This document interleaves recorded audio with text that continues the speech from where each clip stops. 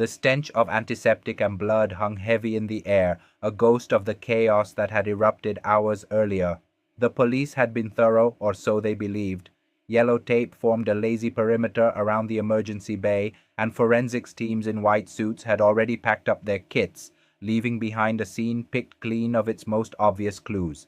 But Riga Montalban was not a man who trusted the obvious. He watched from the shadows of an adjacent stairwell, his eyes scanning the floor not for what was there, but for what had been missed. He saw it then, a tiny glint of brass nestled against the black rubber wheel of a forgotten gurney. It was in a blind spot, partially obscured by a discarded saline bag.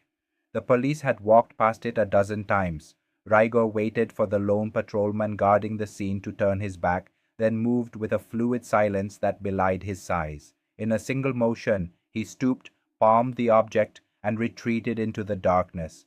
Under the dim light of a street lamp several blocks away, he opened his hand.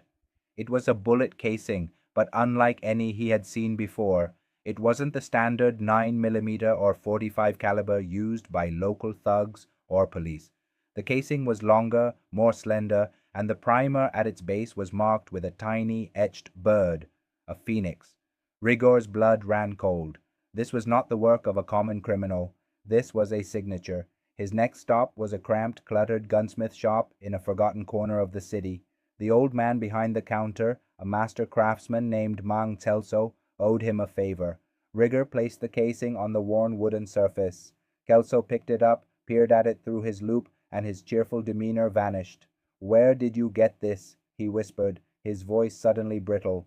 "Does it matter?" Rigor countered. Celso shook his head, placing the casing down as if it were cursed. "This is the work of the ghost. An artist of death. He doesn't use guns. He builds them. Each weapon is unique, and each